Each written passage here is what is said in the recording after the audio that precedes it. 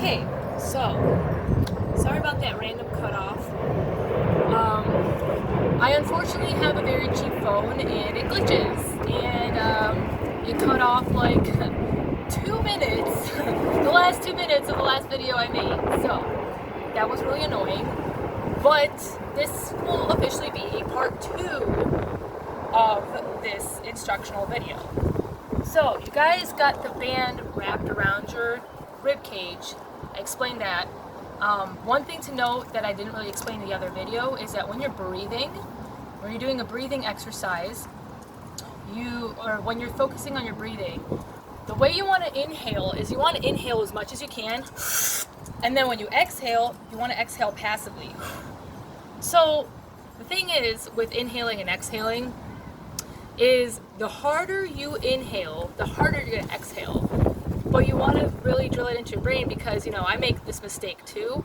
When I do my breathing exercises and I'm inhaling as hard as I can and then I exhale, passively, just naturally, sometimes I do push it out. But really the way that's supposed to be, you're supposed to just exhale naturally. So if you want to take that exercise a step further, what you can do is something I like to call the banded spiral.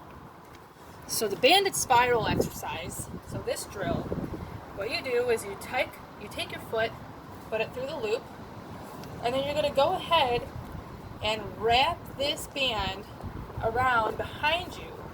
Wrap it around the opposite butt cheek, and then from that hip, you want to wrap it from that hip to the opposite arm, put the arm through the loop, and you want to make sure that now it's wrapped on the outside around your pectoral muscle.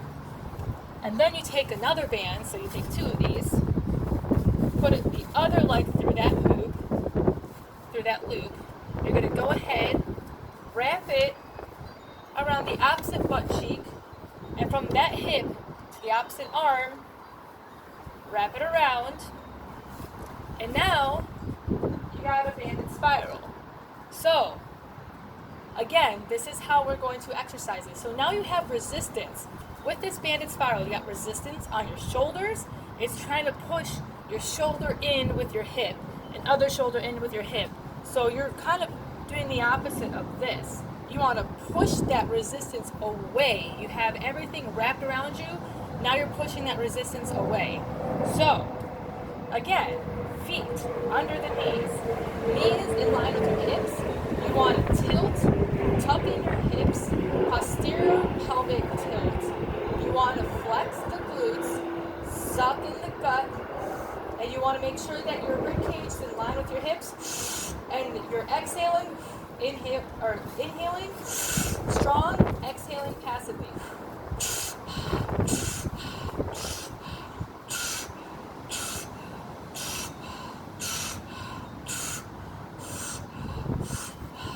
So go ahead and do that in a front view so you guys can kind of understand. I'll let my feet be shown.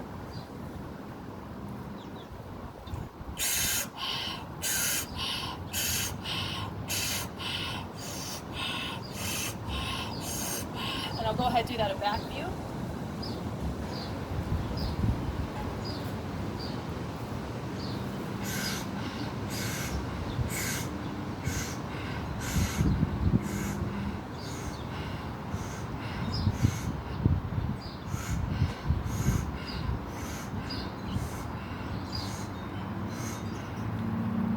Okay, so again, go ahead and try those exercises. 3 sets of 20 a day. I would suggest if you're starting out, 3 sets of 20 with the first exercise, without any bands, every week. So do that every day. And then every week add 5 seconds until you hit 3 sets of a minute. Then add the rib cage exercise. Do that 3 sets of 20 every day. Add 5 seconds each week till you hit about 3 sets of a minute. Then add the banded spiral exercise.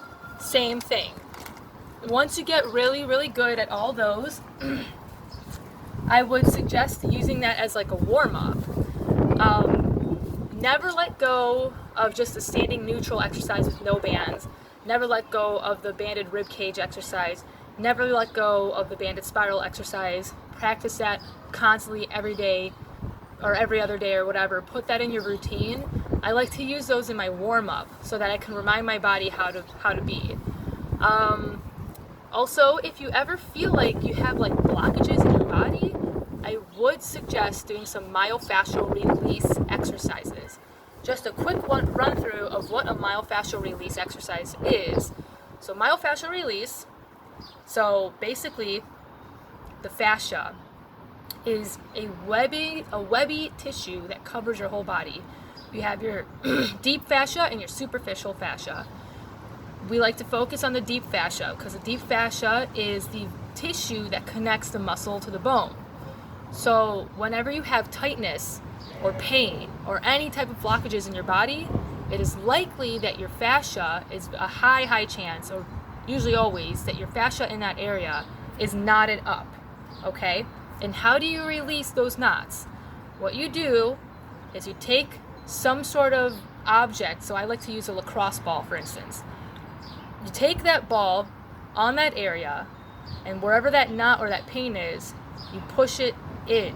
So you kind of knead it in. So let's say I have, a knot here. Take that ball, knead it in.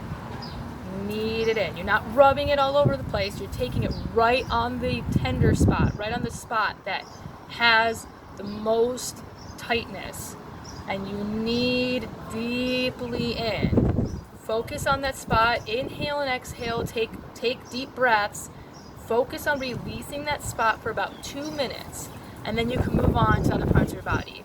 There's specific trigger point areas that people should focus on. If you guys have any interest in learning how to release, different areas in your body, I'd be happy to, instruct you through a session of that. Just let me know. But if you guys want to learn more, I would love to instruct you, and I would love to be your guide. If you want to learn more in your movement practice.